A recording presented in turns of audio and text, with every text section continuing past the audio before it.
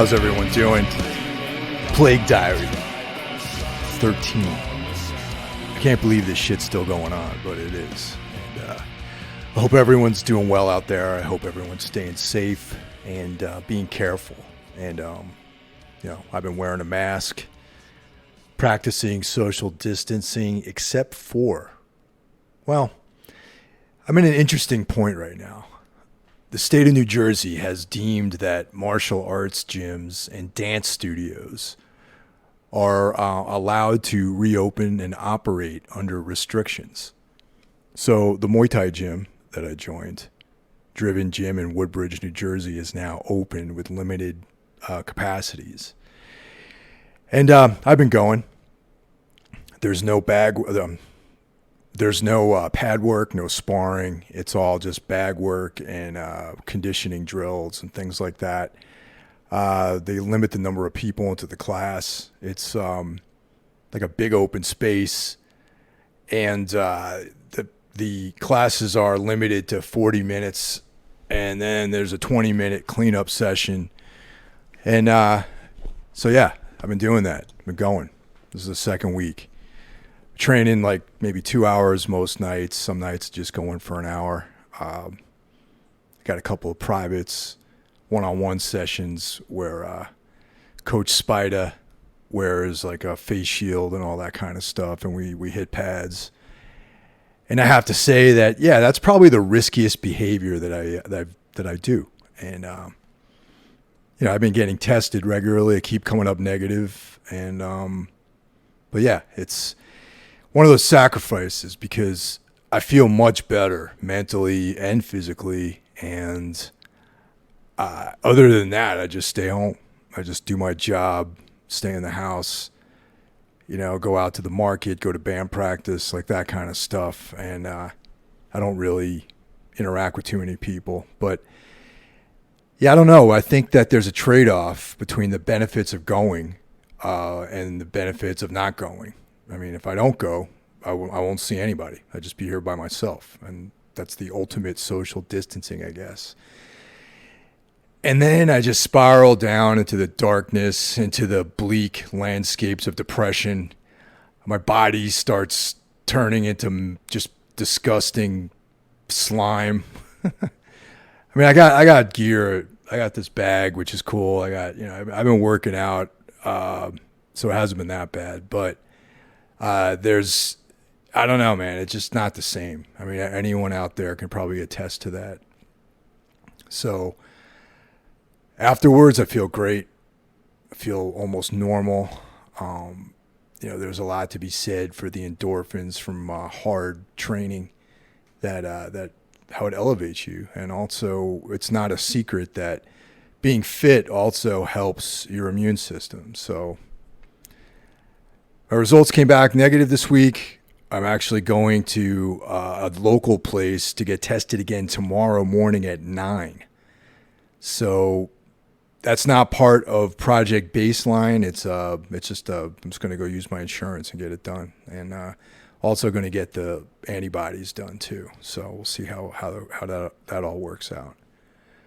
But I don't know, man. This whole thing is going on, and no one really seems to be paying attention. And the worst part about it is back when New York was in the middle of all this, when New York was the epicenter of this whole pandemic and all these other states had almost nothing going on.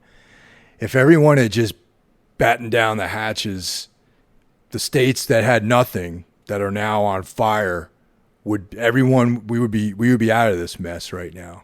And it's unfortunate that the media, the politicians, Donald Trump had tried to make this whole thing about politics and the very paper thin ideology that this somehow has to do with personal freedom.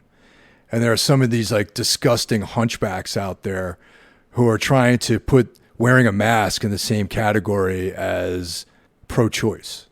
And I find that fucking disgusting. But yeah, it's just like we're in a weird Gnostic world where everything is flipped on its just upside down. Right is wrong, wrong is right.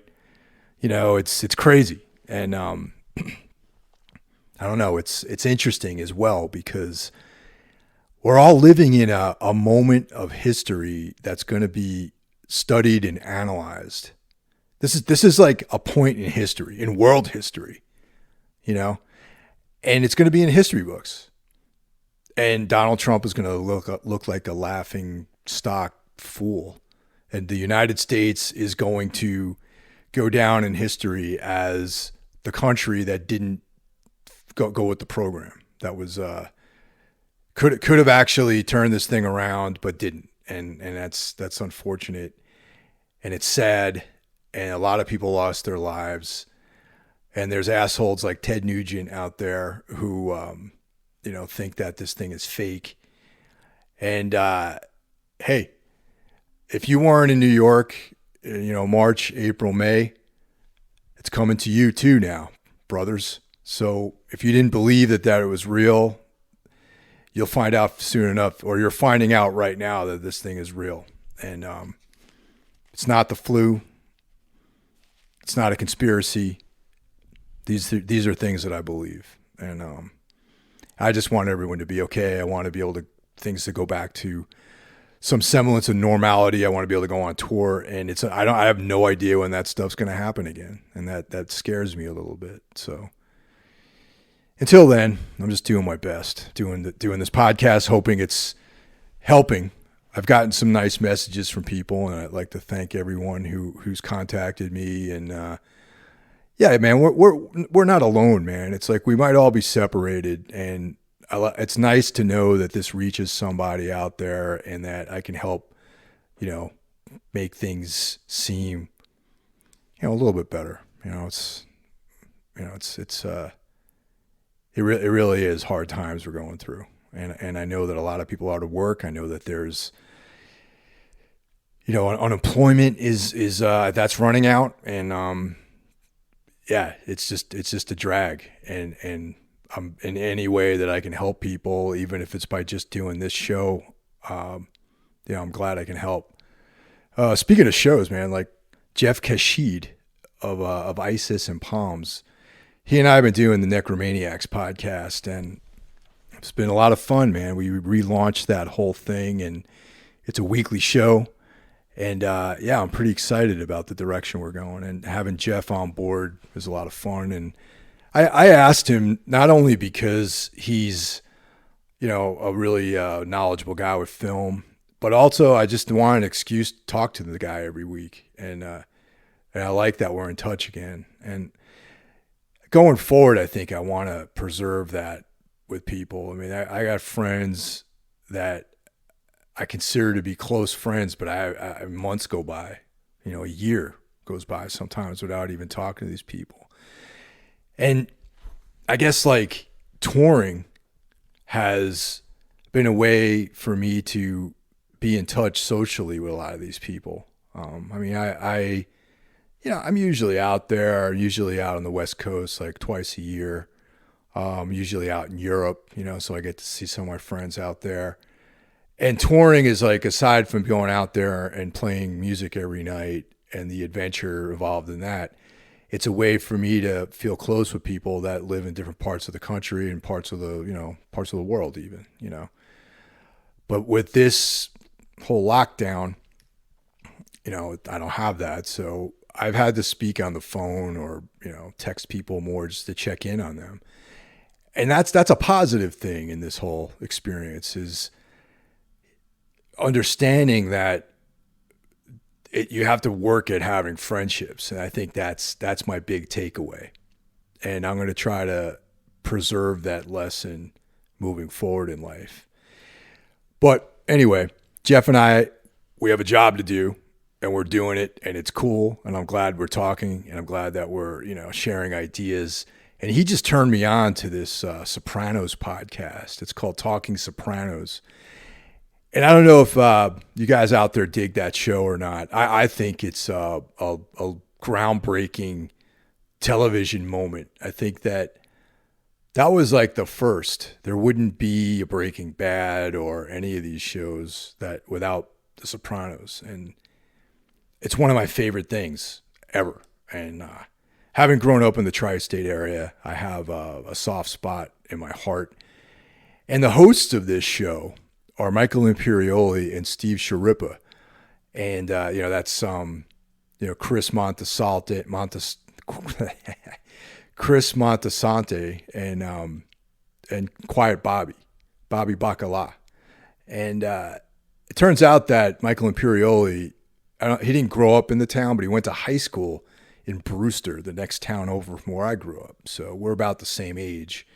So it's interesting to know that I dated a girl at Brewster High School. So I might have ran into that guy at some point, not even knowing it, But I've been banging out episodes, man. I've been binging these things. I have it on all day when I'm working, and probably I don't know how many episodes there are. There's a lot at this point.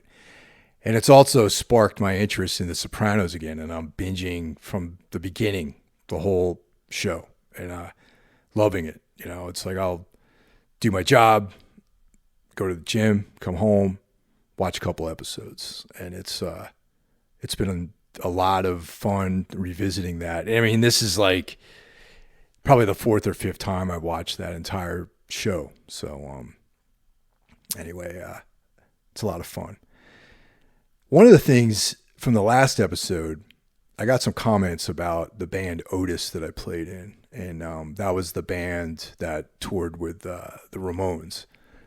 And that was, like I mentioned, that was the first band I ever really did anything with. And it's not too many people know about that band, but enough people know about that band where they're a pain in the ass about it. Because like Jay Bennett, for example, good friend of mine, known him for years. He saw that band perform live back in the day. He claims that he likes the band. I don't know if he's just saying that to annoy me, but I personally don't. It's not my. I don't think it's my best work really. And but like I said, it was kind of like the gateway into the world that I'm in now. So there's some kind of significance to that band. That's not to say there weren't cool times, there weren't cool things we did. And I mean, there were definitely a lot of good things that band did, but I just can't listen to the music and feel good about it. And I don't know, it's very dated. It's from that moment of time in the early to mid 90s, I guess, that it just sounds like it came out of the 90s. It sounded like four guys and none of us were on the same page making music together. And that's I guess like one of the biggest problems I have with it. I mean, the vocals, I lived with the singer / lead guitar player for a bit, and we spent a lot of time together, and I don't think I ever saw him actually pick up a pen and a notebook and write any lyrics. And at the time, I was just playing guitar in the band, and I never even entertained the thought of singing or writing lyrics or any of that stuff at that point. But in retrospect, knowing about how much time and effort I put into writing, I kind of feel like this dude, I don't know. I feel like he could have put more efforts into it. I mean, we were young kids, man. We were young. We didn't really know any better. I didn't know any better. I had no idea what the fuck I was doing. It's like guitar playing was like, yeah, this is great. I'm hammering out things in drop D, whatever. He was an incredibly talented guy, and I was, I thought that was cool. But I learned quickly that, like, he was a talented guy in like a Guitar Center kind of way. I mean, anyone out there who's listening who plays in a band inevitably has to step foot in Guitar Center. And, there's all sorts of guys in there like ripping solos, like playing like Pantera riffs on guitar, and they can play note for note, Van Halen stuff. And that's kind of what this cat was like. I mean, incredible player, like can play circles around me, great singer. He can, he had this very excellent, angelic even singing voice. Technically incredible. But I just I don't think he ever really worked at doing anything creative or interesting. I mean that's just my opinion. I don't know, you guys out there. He put out a bunch of records after Otis broke up as a solo artist, and I'm not mentioning anyone's name because I don't know how comfortable anyone would be. I don't want to like call anyone out. I don't want to make people angry at me and whatever. I would never do that unless this was like I had the green light from everyone to talk about it. So everyone knows the band. Anyone who knows the band knows who I'm talking about. And if you don't know the band, just enjoy the story because it's not really worth finding these records or trying to find anything else about this band. It's just listen to the stories and you'll get enough out of the experience. But yeah, he wanted to do something. I remember this is a long time ago, and the Boston Phoenix was a thing.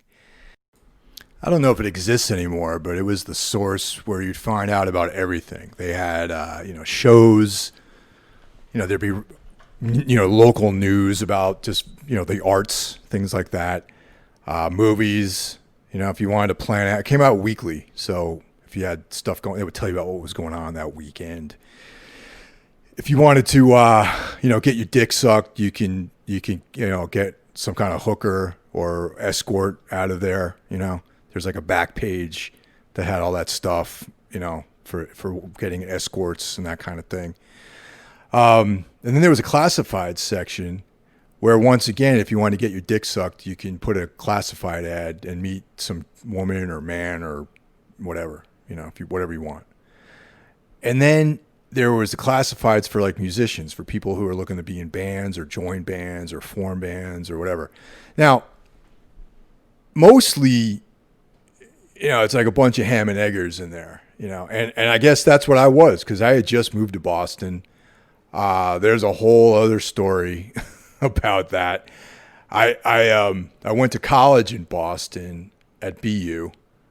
I spent a period of time living in Washington State and Florida, and back at my parents' house for a while, working for this company that kept me on the road.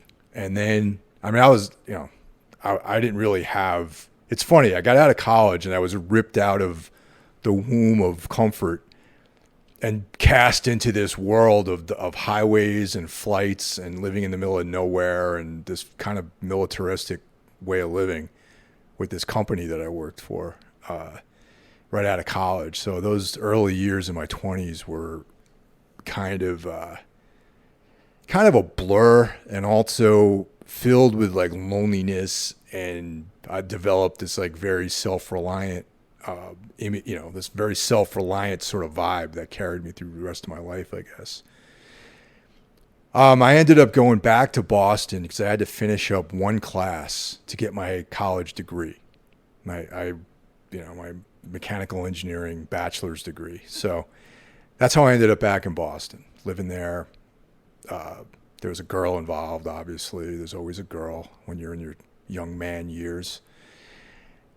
And that didn't work out. And that put me into this like very dark passageway. And I wanted to go really hard with making music. And that was kind of, like I said, this is the beginning of everything for me. It's right here in the stupid bands. And that's when I wanted to get really serious about music. And I had actually moved to Boston with some people I was living in Washington prior to that. They didn't really have, they were West Coast, they were Northwest dudes. And the East Coast is just definitely not their trip. And I understand that. But the plan was to come out here and do music together and whatever. We were young guys, man. We were like in our early 20s at the time. And, just, you heard about Helmet and all these bands and, the Melvins and the Nirvana, and everyone was like doing these cool things, and friends of ours were doing stuff, and why not give it a shot? So, but that didn't work out. I did meet a drummer during that period, and that's the guy who ended up playing in Otis, and hence the band starts. So I put this ad out, that's how I find the singer. And I think I wrote like into Rollins' band Helmet, Jesus Lizard or something like that, and like Black Flag. I don't know, some kind of like marriage of like punk and metal and I don't know, this kind of thing. But very much with the idea that we were going to do something that might someday get signed to some kind of major label, because it seemed like every band in the underground world was getting signed to a major. And in a way, I guess it was my way of getting revenge on this girl that I'd been with prior to that, because she was kind of a square. I'm sure she's like incredibly, I'm sure she's successful right now in life. I'm sure she found happiness. So she just wasn't very cool. She just wasn't very much, really not into anything that I was into. So I guess this whole thing was for the best, really. We both went our separate ways, and I was able to follow this meandering path that I've been on, and she was able to get into her thing and move on with her life, and that's awesome for her. But it was a really hard summer for me that time, and that's when I formed this band. This dude responds. Like one other person, they were not right. I meet up with this guy. I guess like the thing that to this day, which I wonder about, is like why he wanted to play in a band with me, because I wanted to do something different than what he ultimately wanted to do. But he kind of modified his thing to match up with my thing. But at the end of the day, if you ever listen to those recordings, you can see how there really is almost two different bands between the two of us.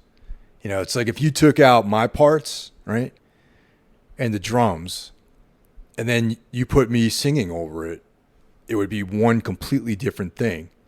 And then if you took out his vocals and the drums and took out my guitars, it would sound like another band completely different. And I think that's kind of like, I was amused by that. I think that was the one thing that really was the kind of friction in the band, and also this guy was fucking lazy too. Like, he's just one of these dudes who like, I never really had a job. When he did have a job, he didn't try hard, like, I don't know. I don't want to slam this dude too bad, but he just didn't put effort into things. And that was a bummer, and at that point, anyone who knows me now, like, knows that I like to get shit done. I was even more focused then because I had like nothing going on. I just had this. I had a job. My girl had just left me, and I'm like, all right, I got to do this thing because I feel it's the one thing I need. I need something to do with the hours that I had on my hands that I would have spent with this lady, and now that lady's gone. So these hours are these like enemies of mine that I have to kill. So I killed those hours by doing this band, and that's kind of like the mindset that I had. Like if you don't practice tonight, I have to sit by myself somewhere, and these fucking ideas have to be in my head. So I was really, really, really into going to practice every night, and if I didn't practice, it was like sitting at home in my room listening to music and just kind of like, It was a rough few months, but ultimately I got over it. And so that's a story for another time. But anyway, this band formed, and it was we were doing shit, and we made records, we did tours, and it was the opening up of that part of my brain that allowed me to believe that I could actually do something in this world that gave me satisfaction, and that was cool. That was like a good thing for me. And, I don't know. We toured Europe. We did a tour with Fetus and Bark Market, and that was a trip, man. That was like the first time I'd been to Europe. And ultimately at the end of the day, I mean, we got this like pretty cool record deal. That was pretty I remember meeting with those guys the very first time. There was a couple of record labels in Boston that were doing stuff like we were doing, and the band Stompbox was really big. You know, they got signed to a major label. They were like this, you know, metal thing, that metal band, you know, that doing these big tours, and there were people that were, you know, you know, one or two people removed. They were within like our separation or whatever, orders of separation or whatever the term is. And I'm like, yeah, if those guys can do this shit, then like, you know, we can fucking do this thing, man. And I was like, I didn't want to stay home. I didn't want to live anywhere. I didn't want to be around anybody. I just wanted to go out on the road, and I wanted to play music for whatever. And like that same mentality of like, well, if I can't hold a job down, then I'm a professional musician because I'm going on tour. And even if I'm making $20 a day, it's better. It was better than making some kind of salary and having to sit in an apartment every day and live like a normal person. So, you know, that was the kind of mindset I had. And yeah, just working towards that. But I remember meeting these guys at Cherry Disc, and Cherry Disc was like an ambitious label at the end of the day. They had this office we went out to that was like out in, I think, Watertown. And I just remember being kind of excited about it. You know, we drove our van out there and went up. They were in the second floor of this like 2-story building, and there was like, you know, promo posters with some of the bands that they put out. And we sat down and hashed it out, and I was like, yeah, this is like, it's pretty cool. They're giving us money to make a record, and we're going to go into a real studio and do this thing. And yeah, I don't know. I was pretty jazzed by the whole thing. And I didn't know what the fuck was going on. I didn't know. I'm like, right on, man. You know, give me a check. Let's do it. We made 2 records with them. The first record is almost listenable today. Like there's a couple of moments on that album. I haven't listened to it in a long time. A couple of moments on there that I don't hate. It's not as embarrassing to me as the second album. The second record is like a total piece of shit and embarrassing. And there might have been a couple things on there that weren't so bad, but it was very formulaic. It was like the songs were fucking garbage. The lyrics sucked. Like the playing was good, but there was just no imagination, you know. And it was like this box that we all at that point when that record was made, you know, this lawyer guy was involved, and he was like, yeah, man, you know, I'm gonna shop you guys, you know, whatever, man. Like we had this booking agent, and that worked out for like a little bit, and we thought that we were going to make a record and we were going to like get these major label offers and it was all going to be good. But I think we might have hit this a little too late, you know? And that whole like bubble of whatever signings of bands in the early 90s, I think was on the downward slide around the time that we came around. And also, as good of a singer as he was, he just couldn't write any hooks. And I think that that's probably what stood in our way ultimately, was that there was no hook. There was no memorable line. There was no chorus. There was no, I mean, I don't write choruses either, but I'm not trying to, you know, have songs that are like, you know, on the radio or anything. But, you know, this is the 90s and there's like, you know, people want that. That was the thing that was happening. You know, you needed hooks and all this stuff. So anyway, that's Otis. You might be able to find that record out there for free, or I don't know if anyone even gave a shit enough to put it online for free, you know, or even on YouTube or whatever. There might be some like hard copies floating around. If there's a record store, if that exists anymore, you might find it for $1. You know, as a cutout or something, or like a 5-pack of like useless bands from the 90s that no one cares about. They might be giving them away for $1. I don't know. Who knows? But yeah, that people have asked about that band, and I've been very evasive about talking about it. But I figured if you guys are listening to this, you're a little bit more forgiving, and like you might even care. So that's in a nutshell Otis. If anyone is familiar with that band, please let me know. Let me know your thoughts about it. The one good thing about playing in that band is after its demise, I went on to do like way cooler stuff, which I saw what I didn't want. I saw what I didn't want to do. And then it made clear to me the things that I wanted to do. So I guess that was a positive. Anyway, stay safe. I've babbled on for way too long, and I'll keep rolling with these things. And the actual legit shows that I have going on right now, there's the weekly Metal Matters. There's an AC/DC 2-part show coming up with Jay Bennett and I.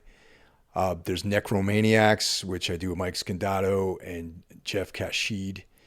And that's been a lot of fun, man. And I'm glad that's back in action. I got big plans for that show.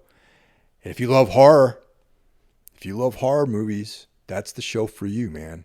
And so everyone be well. And I'll talk to you guys later.